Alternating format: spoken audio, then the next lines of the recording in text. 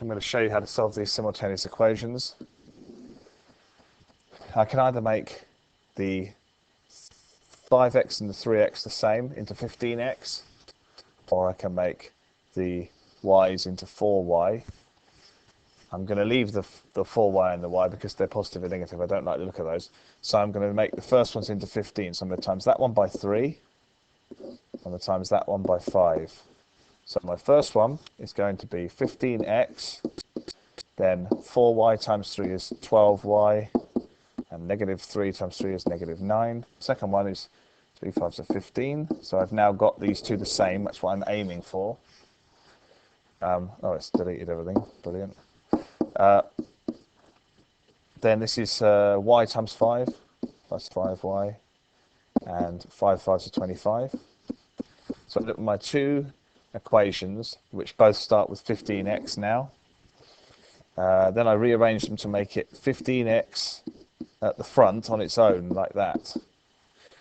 So in this situation, I want to get rid of negative 12y by adding 12y to the other side.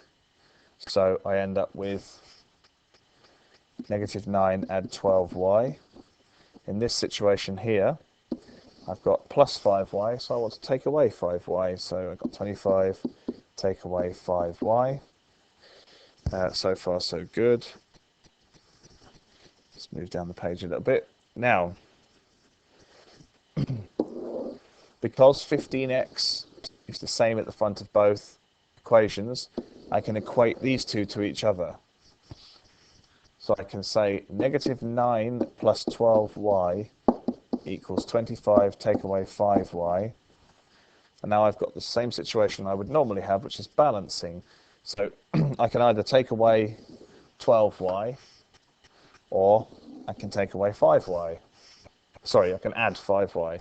I'm going to add 5y because that's the nicest option. That gives me negative 9 plus 17y equals 25, because these two have cancelled each other out. Now I'm in a situation where I've just got an equation to solve. Sometimes you can just see the answer, and other times you can't.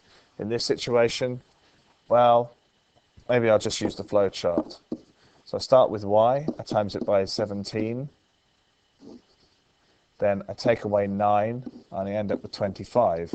Come back the other way, 25 add 9 is 34, which is lucky because when you divide 34 by 17, you get 2.